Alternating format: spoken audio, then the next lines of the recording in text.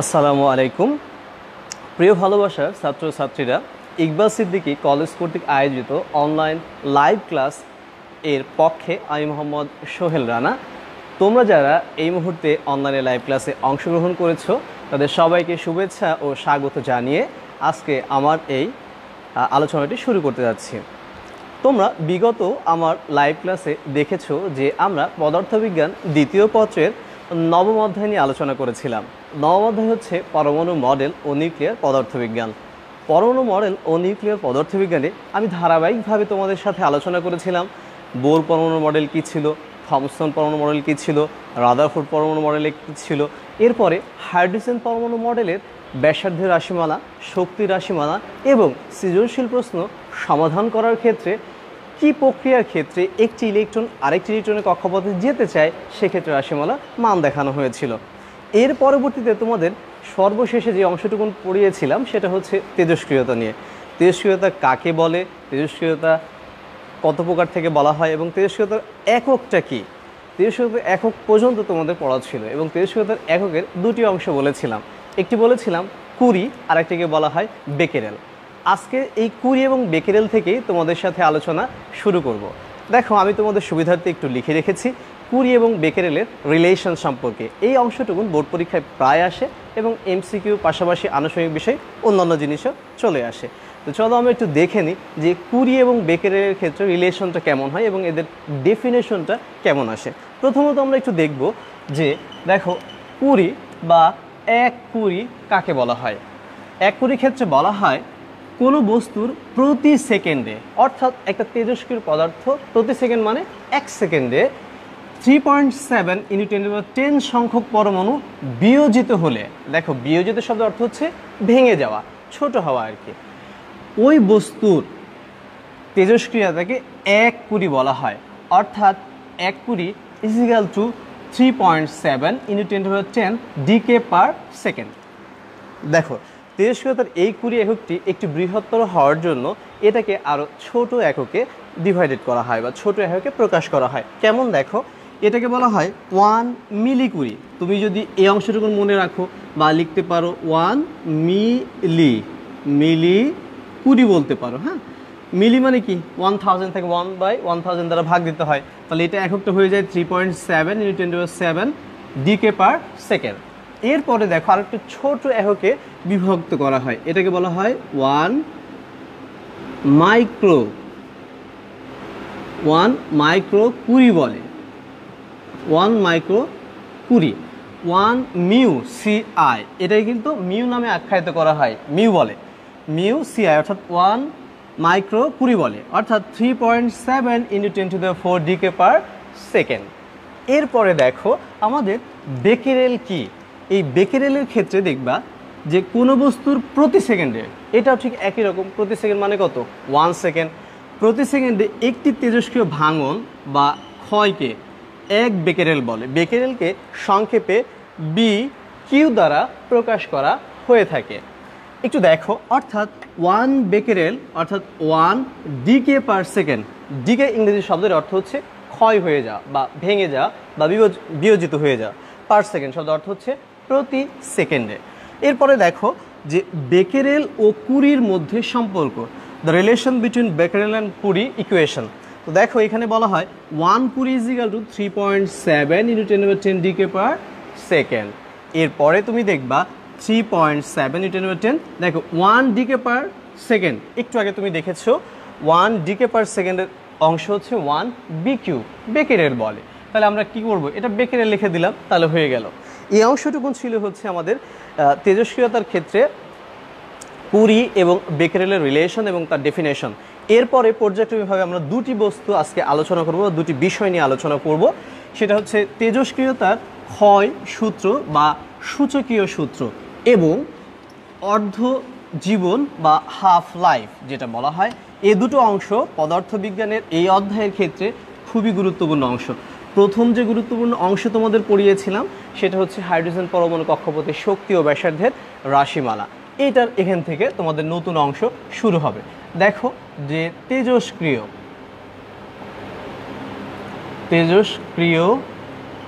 তার ক্ষয় সূত্র, তেজস্ক্রিয়তার ক্ষয় সূত্র বা সূচকীয় সূত্র। এটা দেখো বলা হয় যে কোনো মুহূর্তে কোনো তেজস্ক্রিয় পরমাণুর ভাঙনের হার ওই মুহূর্তে উপস্থিত অক্ষত পরমাণু সংখ্যার সমানুপাতিক। এই বিষয়টুকু তোমাদের আমি লিখে তারপরে বুঝিয়ে দিচ্ছি। দেখো যে কোনো মুহূর্তে, যে কোনো মুহূর্তে কোনো তেজস্ক্রিয় পদার্থের, যে কোনো মুহূর্তে কোনো তেজস্ক্রিয় পদার্থের ভাঙনের হার, ভাঙনের হার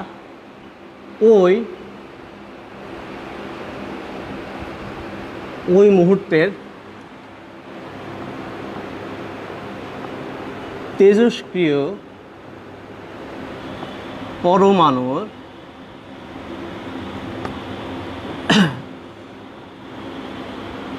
তোমরা পরমাণুর আগেও লিখতে পারো, পরে লেখা যায় আর কি। অক্ষত আমরা পরে দিলে একটু সুবিধা হয় আর কি। অক্ষত পরমাণুর সংখ্যার সমানুপাতিক, অক্ষত পরমাণুর সংখ্যার সমানুপাতিক।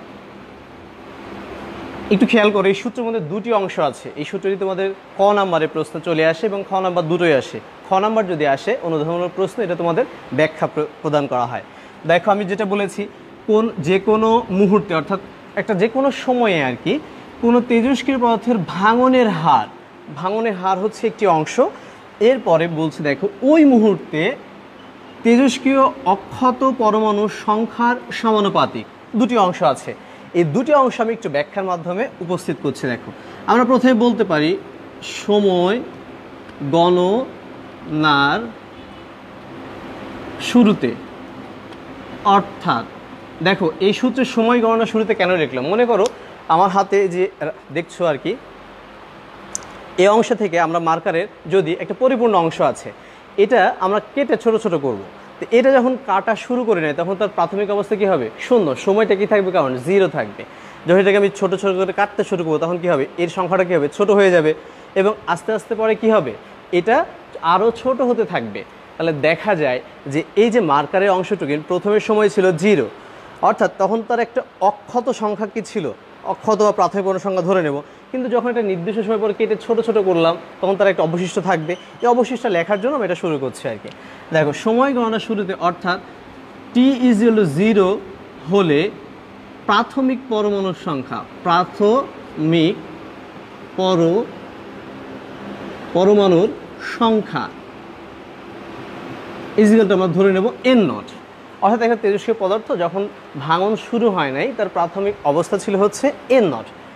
আবার যখন মনে করো একটু ভাঙন শুরু হয়ে গেছে, অর্থাৎ পরমাণুটা ভাঙন শুরু হয়ে গেল, আর টি যেগুলো 10 সেকেন্ড, 15 সেকেন্ড, 20 সেকেন্ড, 30 সেকেন্ড, 1 ঘন্টা, 1 বছর, যে কোনো সময় হতে পারে, হলে অক্ষত দেখো যখন সে বিয়োজিত হবে তখন তার সংখ্যা কী ধরে নিব, n ধরে নিলাম। এমনটি এখন ধরো এই যে তেজস্ক্রিয় পদার্থটা ভেঙে যাচ্ছে, তা একটা ক্ষুদ্রতর সময়, অল্প একটা ছোট্ট মুহূর্ত আমরা বিবেচনা করব। এটা ধরলে কেমন হয় দেখো, যদি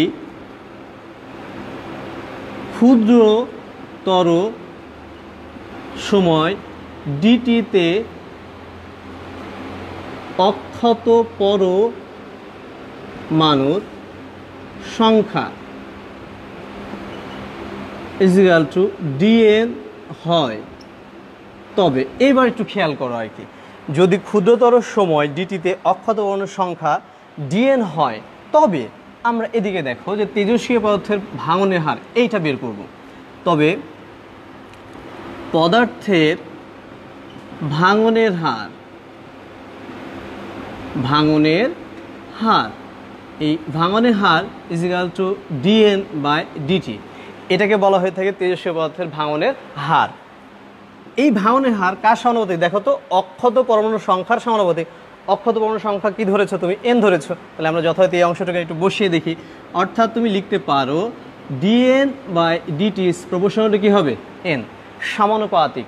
এখন দেখো তেজস্ক্রিয় পরমাণু কি হচ্ছে, আস্তে আস্তে ভেঙে যাচ্ছে। অর্থাৎ কি, মূল তেজস্ক্রিয় পদার্থের পরমাণুটি ভেঙে যাওয়া অর্থ হচ্ছে ছোট হয়ে যাওয়া। ছোট যখন হয় তার অর্থ হচ্ছে হ্রাস পাওয়া। যদি রাশি পেয়ে যায় তাহলে এখানে আমাদের একটি মাইনাস চিহ্ন বসবে। তাহলে এখানে মাইনাস চিহ্নর অর্থ হচ্ছে তেজস্ক্রিয় পদার্থ ভেঙে ধীরে ধীরে ছোট হয়ে যাওয়া।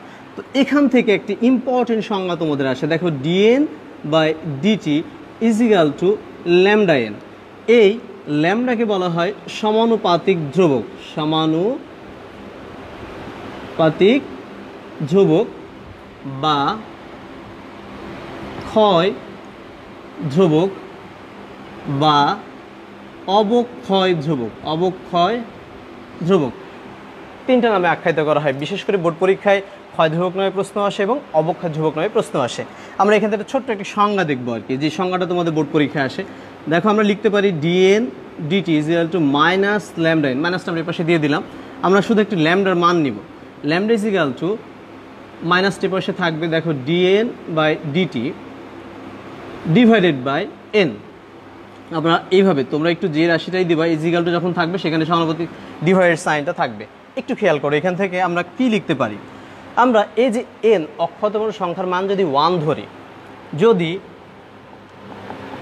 n ইজ ইকুয়াল টু 1 একক হয়, তবে আমরা ল্যামডা ইকুয়াল কি পাচ্ছি, দেখো তো মাইনাস dN বাই dt।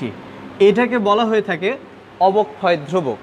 এই অবক্ষয় ধ্রুবকের সংজ্ঞা তোমাকে চাই, বোর্ড পরীক্ষায় 1 মার্কসে বলে যে ক্ষয় ধ্রুবক বা অবক্ষয় ধ্রুবক। দেখো এই সংজ্ঞাটা খুবই ছোট, এরকম বলা হয় এখান থেকে কোনো তেজস্ক্রিয় পরমাণুর, খেয়াল করো নিচে আছে টি, কোনো তেজস্ক্রিয় পরমাণুর প্রতি সেকেন্ডে তেজস্ক্রিয় পদার্থের ভাঙনের সম্ভাব্যতাকে, অর্থাৎ কোনো তেজস্ক্রিয় পদার্থের প্রতি সেকেন্ডে তেজস্ক্রিয় পরমাণুর ভাঙনের সম্ভাব্যতাকে ক্ষয় ধ্রুবক বা অবক্ষয় ধ্রুবক নামে আখ্যায়িত করা হয়ে থাকে।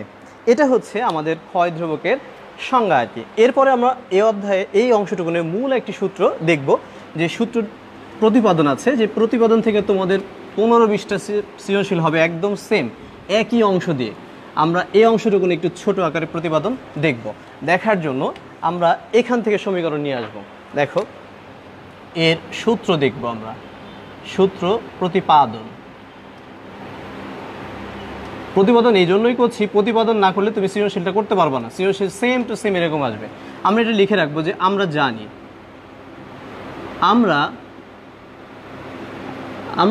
দেখো আমরা জানি dN by dt is equal to minus lambda n। এখান থেকে আমরা শুরু করব প্রতিপাদন। তোমরা যারা হচ্ছে অনলাইনে দেখছো বা পরবর্তী সময়ে যারা অনলাইনে ক্লাসটি দেখবা, তারা হচ্ছে খাতা এবং কলম নিয়ে বসে অংশগ্রহণ যদি একটু লিখে ফেলো তাহলে সমস্যা হবে না, আশা রাখি আর কি। দেখো আমরা dN, nটাকে এই পাশে নিয়ে আসবো, dtকে এই পাশে দেবো, যেটাকে তোমাদের এর আগে ক্লাসে বলেছিলাম ঠাডা গুণন বা বজ্র গুণন বা cross multiplication. dN divide by n is equal to minus lambda dt থাকবে এমনটি। এটাকে আমরা একটা সমীকরণ দিয়ে দেবো, 1 নম্বর একটা সমীকরণ দিলাম। আচ্ছা দেখো আমরা কিছুক্ষণ আগে বলেছিলাম যে তেজস্ক্রিয় পরমাণু যখন হচ্ছে সময় 0 ছিল তখন সেটা কি ছিল, অক্ষত পরমাণুর সংখ্যা n0 ছিল। একটু খেয়াল করো, যখন আমরা এইভাবে শর্তটি লিখব t ইজ ইকুয়াল টু 0, তখন আমাদের n is equal two n0, মানে অবশিষ্ট পরমাণুর সংখ্যা, মানে n0 কি প্রাথমিক পরমাণুর সংখ্যা, n হচ্ছে অক্ষত পরমাণুর সংখ্যা। যখন সময়টা একটু তুমি বৃদ্ধি করলো, অর্থাৎ যে কোনো সময় t নিয়েছো, তখন তোমার এই n ইজ ইকুয়াল টু কি হয়ে যাবে, n is equal two n থাকবে। তাহলে একটু খেয়াল করো, এখানে t হচ্ছে ক্ষুদ্রতর, একে বলে নিম্ন সীমা, t হচ্ছে ঊর্ধ্ব সীমা, n0কে বলে প্রাথমিক সীমা বা নিম্ন সীমা, n হচ্ছে ঊর্ধ্ব সীমা। এখন এই সীমার মধ্যে, এই সীমার মধ্যে 1 নাম্বার সমীকরণকে সমাকলন করে পায়, সমাকলন করে পায়। দেখো ইন্টিগ্রেশন, এটাকে বলা হয় সমাকলন। দেখো সমাকলন শব্দটি পদার্থবিজ্ঞানে ভেক্টর অংশে প্রথম পত্রে প্রথমে আছে। সমাকলনটি বেসিক্যালি সামেশন ইংরেজি শব্দ থেকে এসেছে। তোমরা জানো সাম বা সামেশন শব্দের অর্থ হচ্ছে যোগ করা বা অ্যাড বা অ্যাডিশন, যোগ করা। সামেশনের এস শব্দটিকে, এই এস শব্দটিকে পদার্থবিজ্ঞানের ভাষায় বলা হয় যে এই দুই প্রান্ত যদি টান দিয়ে দাও, একটু টান দিয়ে লম্বা করো, তাহলে এটা হয়ে যাবে হচ্ছে এমনটি। এটাকে বলে সামেশন। সামেশন শব্দের অর্থ যেমন যোগ, ঠিক বলা হয়ে থাকে এই চিহ্নর ডান পাশে যে অংশগুলো থাকবে তার ক্ষুদ্র ক্ষুদ্র ক্ষুদ্র অংশের সমষ্টিকে বলা হয়ে থাকে। তাহলে আমরা এই সামেশন এইভাবে, এটাকে বলে সীমা বা ইন্টিগ্রেশন, বা এর বাংলা নাম হচ্ছে কি সমাকলন। দেখো প্রথমে সীমা কি ছিল, 0, পরে কি প্রথমে আমরা দিব হচ্ছে এন এর মান, যেহেতু এন দিব সেটা প্রথমে আমরা দিব অক্ষত এন নট, উপরে থাকবে এন, তাহলে লিখবো ডিএন বাই হচ্ছে এন থাকবে সমান সমান। একটু খেয়াল করো, এন নট হচ্ছে নিম্ন সীমা যেটা আমরা বলেছিলাম, আর এটা কি ঊর্ধ্ব সীমা, এতটুকু দিলাম। আবার দেবো ইন্টিগ্রেশন সাইন এই অংশটুকুনে, তাহলে মাইনাস ল্যামডা থাকবে ডিটি, এখানে থাকবে শূন্য, এখানে থাকবে টি। দেখো এই সমীকরণের মধ্যে মাইনাস হচ্ছে একটি প্রকৃতি আর কি, ল্যামডা হচ্ছে একটি ধ্রুবক, ধ্রুবককে এবং প্রকৃতিকে কখনো সমাকলন করা যায় না। তাহলে আমাদের কি করতে হবে, পরবর্তী লাইনে আমরা এইভাবে লিখে রাখবো এন নট থেকে n dN divide by n is equal to minus lambda integration 0 থেকে টি ডিটি। দেখো এটা কিন্তু ডিফারেন্সিয়েশনের সূত্র আছে। কেমন সূত্র আমি এই পাশে লিখে রাখছি, ইন্টিগ্রেশন ডিএক্স বাই এক্স, এই সূত্র হচ্ছে লন এক্স বলে। তোমরা ক্যালকুলাস যারা করেছো আর কি, ক্যালকুলাসে দেখবে সুন্দর করে দেওয়া আছে ইন্টিগ্রেশন ডিএক্স বাই এক্স, এটাকে বলে লন এক্স। এবং আরেকটি সূত্র হচ্ছে ইন্টিগ্রেশন ডিএক্স হলে এটা হয় হচ্ছে শুধুমাত্র এক্স, দুটি সূত্র লাগবে। একটু দেখো আমরা এখানে লিখতে পারি, দেখো তো এখানে ডিএন বাই কি আছে, এন আছে, আর সূত্র এখানে ডিএক্স বাই এক্স সমান কি হয়েছে, লন এক্স, তাহলে এখানে কি হবে লন এন। তাহলে আমরা লিখতে পারি এটা হচ্ছে লন এন। যখন তুমি এইভাবে লন এনটা লিখে ফেলবা, যখন সীমাটা ভেঙে দেবা, লেখার পরে তৃতীয় বন্ধনী দিতে হবে। তৃতীয় বন্ধনী দেওয়ার পরে এই যে সীমাটা আছে নিম্ন সীমা ঊর্ধ্ব সীমা, তখন তুমি এভাবে লিখে ফেলবা এন নট থেকে এন পর্যন্ত, এটা হচ্ছে এর ল বা সূত্র। এরপরে দেখো মাইনাস ল্যামডা, আমি একটা সূত্র লিখেছি দেখো ইন্টিগ্রেশন ডিএক্স সমান সমান কি আছে এক্স, তাহলে তুমি এটা কি লিখবা মাইনাস ল্যামডা, এখানে টি আছে তাহলে আমরা কি লিখবো টি, থার্ড ব্র্যাকেট দিয়ে দেবো, এটা হচ্ছে 0 থেকে কি থাকবে টি থাকবে। আরেকটু অংশ দেখো, এখানে ইম্পর্টেন্ট ল হচ্ছে এমনটি যে এই সীমার ক্ষেত্রে তোমরা অলরেডি ম্যাথে করে এসেছো, হায়ার ম্যাথে, যে ঊর্ধ্ব সীমা দ্বারা এই মানটা চেঞ্জ হয়ে যাবে, তারপরে মাইনাস নিম্ন সীমা দ্বারা পরিবর্তন হবে। তাহলে আমরা সেটা করি, দেখো ln n minus ln n naught, তখন ফার্স্ট ব্র্যাকেট হবে। এই মানটা যখন তুমি ভেঙে দেবে এভাবে, তখন কি হবে, এটা প্রথম বন্ধনী হবে। এরপরে দেখো মাইনাস ল্যামডা টি, টি এর সাথে কি হবে টি থাকবে, মাইনাস শূন্য দ্বারা টি রিপ্লেস পরিবর্তন হয়ে যাবে, তাহলে এটা 0 হবে, তাহলে টি মাইনাস 0। তাহলে এখানে কি থাকে দেখো, আমরা পরবর্তী এখান থেকে এমনটি পাচ্ছি ln n minus ln n naught is equal to minus lambda টি।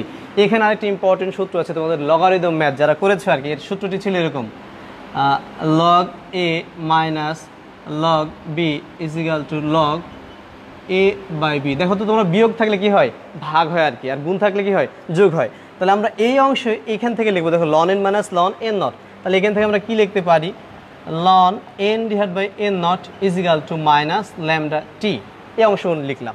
তাহলে একটু খেয়াল করো, এখানে কিন্তু আরেকটা নিয়ম আছে, তোমাদের সৃজনশীল প্রশ্ন করতে গেলে অবশ্যই লাগবে, সেটা হচ্ছে সমান চিহ্নের পূর্বে যে লন আছে যদি সমান চিহ্নের এই পাশে চলে যায় তাহলে এটা ই হয়ে যাবে। তোমাদের ক্যালকুলেটর একটা ফাংশন আছে দেখবা ই আছে, দেখো কেমন হয়, এটা n by n naught e to minus lambda t হয়ে যাবে। এই যে মনে রাখবো অবশ্যই যে লন যখন সমান চিহ্নের ডানে চলে যাবে তখন উক্ত মানগুলো সব ই এর উপরে উঠে যাবে।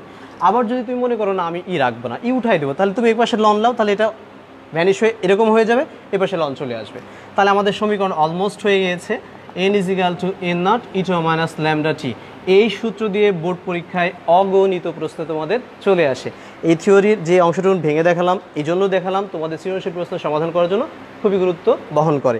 এখান থেকে তোমাকে একটু ছোট্ট শর্ট নিয়ম আমি শিখাই রাখছি, দেখবা যে আসলে কীভাবে প্রশ্ন চাইলে তুমি অংশগ্রহণ করতে পারো, সেই অংশটুকু তোমাদের আমি একটু দেখিয়ে বলে দিই।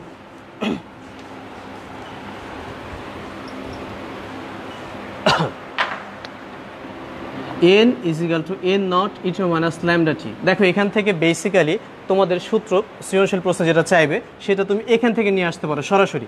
তুমি যদি এখান থেকে ভাঙতে চাও তাহলে ভাঙতে পারবা, আবার যদি মনে করো আমি এখান থেকে, বেসিক্যালি এখান থেকে দুটি জিনিস প্রশ্ন চাই, সব সময় দুটি প্রশ্ন আসে।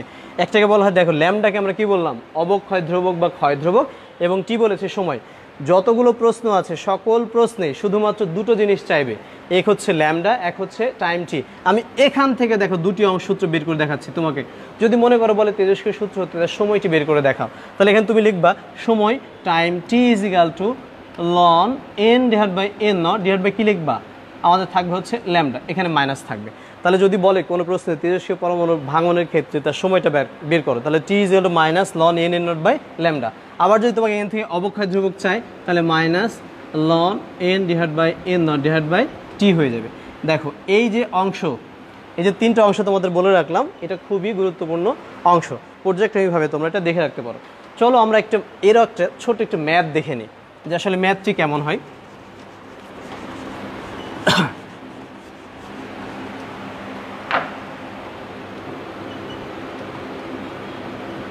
কোনো তেজস্ক্রিয় পরমাণুর অবক্ষয় ধ্রুবক 0.181 ইয়ার দিলাম মনে করো, ওয়াইতে কিন্তু ইয়ার বলে। আর তোমরা একটু মনে রাখবা এই যে ল্যামডা আছে অবক্ষয় ধ্রুবক, এর কিন্তু একক আছে অনেকগুলো। এককে বলা হয় per second, per hour, per day, তারপরে পার ইয়ার, এরকম। এছাড়াও আরও বলে উইক আছে, মান্থ আছে, এগুলো যেটা চাইবে সেটা হবে। তাহলে যদি এরকম হয় অবক্ষয় ধ্রুবকের মান হচ্ছে যদি এমনটি হয় এত হলে তুমি পার ইয়ার ডি ইয়ার ডি যেটাভাবে না কেন ম্যাথ করতে পারো। পার ইয়ার হলে উক্ত তেজস্ক্রিয় পরমাণুর 60% ক্ষয় হতে কত সময় লাগবে, এটা হচ্ছে তোমাদের প্রশ্ন। আমরা দেখে নেব আসলে এখানে কি কি অংশ দেওয়া আছে আর কি অংশ আমাদের বের করতে বলছে। দেখো দুটি অংশ, আমি যে অংশটা দিয়েছি এরকম সৃজনশীল প্রশ্ন বোর্ডে অ্যাভেলেবেল আসে। দেখো অবক্ষয় ধ্রুবক ল্যামডা, তাহলে দেওয়া আছে কি লিখবা, অবক্ষয় ধ্রুবক ল্যামডা 0.181 ইয়ার দিলাম, ভালো কথা। দেখো এবং কত পার্সেন্ট, দেখো এটা তেজস্ক্রিয় পরমাণু কয় পার্সেন্ট লস হয়েছে, 60%। তোমাদের একটু সুবিধার্থে বলে নিই, একে বলে পারসেন্ট, শব্দ অর্থ হচ্ছে প্রতিশতে। ইউএস এর ক্ষেত্রে এটা নির্ণয় করা হয় পার 100 বলা হয়, যেমন আমরা পার 100 বলি, পার সেন্ট ওটা হচ্ছে 100 সেন্ট মেকা $1 বলে, আর 100 সেন্টে $1। আমরা যেরকম 100 পয়সাতে 1 টাকা বলি, ঠিক ওদের হিসাবটা হচ্ছে এরকম। তো এইখানে পার্সেন্টেজ মানে হচ্ছে 1/100 হয়। তাহলে দেখো তেজস্ক্রিয় পরমাণু 60% ক্ষয় হতে কত সময় লাগবে, তাহলে কি চেয়েছে তোমার, টাইম বের করতে বলেছে। তাহলে আমরা এভাবে নিব অক্ষত পরমাণুর সংখ্যা, অক্ষত পরমাণুর সংখ্যা n ইজিক্যাল টু, অক্ষত পরমাণুর সংখ্যাকে আমরা n দ্বারা প্রকাশ করেছিলাম। n ইজিক্যাল টু দেখো প্রাথমিক পরমাণু সংখ্যা এর কত পার্সেন্ট, এর হচ্ছে 60%। 60 মানে কি 100-র মধ্যে 60, এমনটি পার্সেন্ট আর কি কমে যাবে। তাহলে তুমি দেখবা n0 ইন্টু 40% হয়, অর্থাৎ আমরা লিখতে পারি n is equal two n0 into 40/100। বা আমরা দেখো n0টা এই পাশে ভাগ দিয়ে দাও n0, তাহলে এটা 0. কত হয় 4 হয়ে যায়।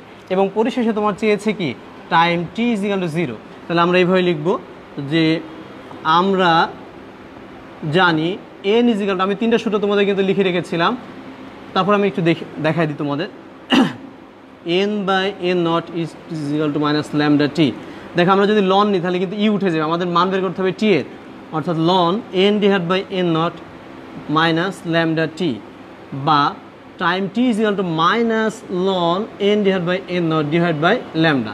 একটু ক্যালকুলেশন তোমরা নিজেরাই করতে পারবা। লন দেখো n/n0 এর মান কত ছিল 0.4 ছিল, ডিভাইড বাই ল্যামডা মান হচ্ছে 0.18 এত। তো তোমরা একটু ক্যালকুলেটারে আমি তোমাদের একটু বলে রাখি, তোমরা যদি হচ্ছে ক্যালকুলেটারে 570 হোক বা 991 হোক বা FX100 হোক, এখান থেকে তোমরা লগ বসাতে পারবে না, LOG লগটা পারবে না। তোমার এই ক্যালকুলেটারে অবশ্যই নিতে হবে LN, লন, এটা ব্যবহার করতে হবে।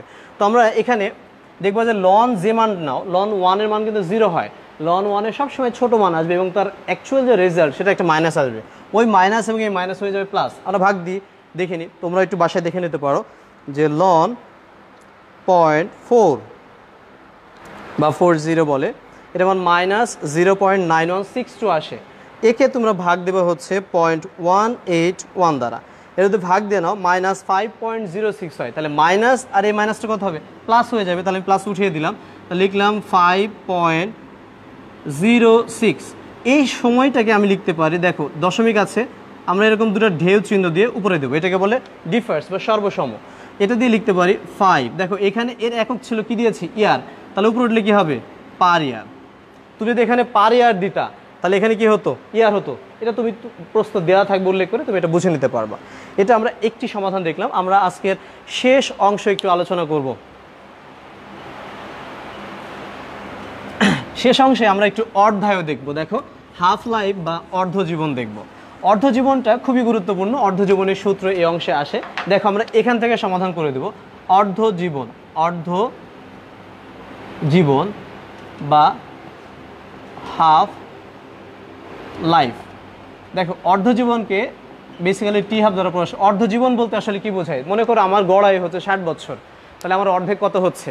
30 বছর। এই অর্ধেককে বলে অর্ধজীবন। অর্থাৎ কোনো তেজস্ক্রিয় পদার্থ পরমাণু ঠিক অর্ধেক ভেঙে যেতে যে সময় লাগবে তাকে বলা হয় অর্ধজীবন বা অর্ধায়ু। আমরা এটা প্রমাণ করার জন্য এমনটি নিব যে আমরা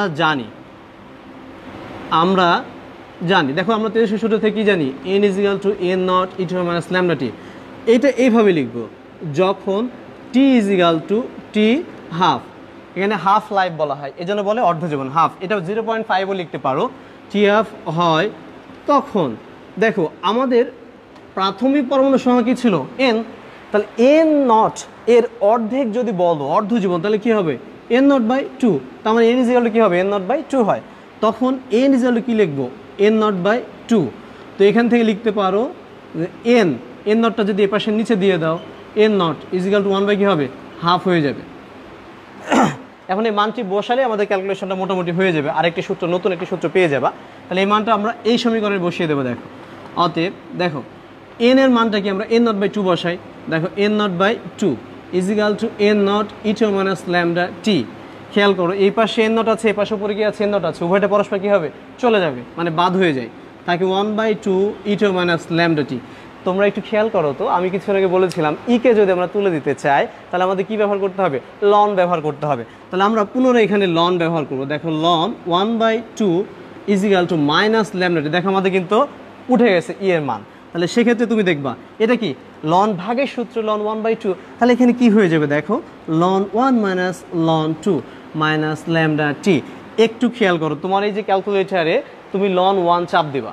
লন 1 চাপ দিলে দেখবা 0 আসে। লন 1 এর ভ্যালু আসবে হচ্ছে 0। এবং তুমি আরেকটু খেয়াল করে দেখবা তোমরা লন 2 এর মান হচ্ছে 0.693। তো তোমরা একটু দেখে নিতে পারো লন 2 এর মান হচ্ছে 0.693 =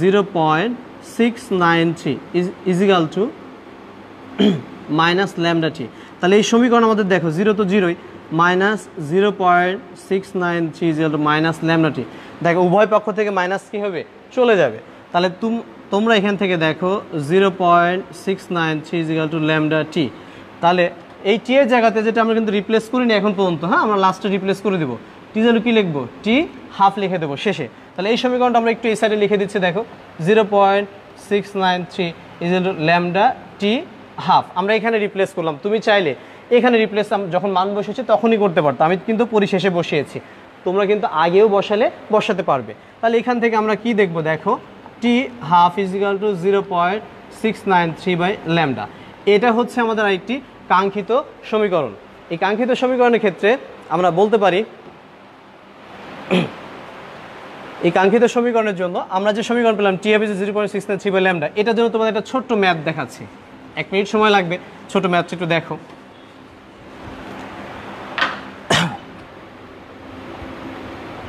কোনো তেজস্ক্রিয় পদার্থের অর্ধায়ু 1622 বছর ইয়ার হলে উহার অবক্ষয় ধ্রুবক কত? তো দেখো এখানে আমাদের কি দেওয়া আছে? Half life. তাহলে আমরা দেওয়া আছে বলে লিখব টি হাফ = 1622 বছর। এবং বের করতে বলেছে দেখো অবক্ষয়, এই যে অবক্ষয় ধ্রুবক ল্যামডা। ল্যামডা = কি লিখবা? হোয়াট। তাহলে আমরা একটু আগে যে সূত্র দেখলাম এই সূত্র বসিয়ে দিলে হয়ে যাবে। আমরা জানি টি হাফ = 0.693, বা এটাকে বলতে হবে লন 2 / ল্যামডা, বা ঠাড়া গুণন করো আবার, বা বজ্র গুণন করো। ল্যামডা = 0.693 / টি হাফ। তাহলে 0.693 / 1622 বছর। এটা ভাগ দিলে তোমাদের উত্তর শেষ হয়ে যাবে। 0.693 ভাগ 1622 4.27 × 10⁻⁴। দেখো ল্যামডার একক কি ছিল? ল্যামডার এসকটা কি বের করবো? আমাদের এখানে ছিল টি হাফ। টি হাফের একক কি আছে? ইয়ার। নিচে আছে ইয়ার, তাহলে উপরে উঠলে কী হবে? পার ইয়ার, অর্থাৎ প্রতি বৎসর।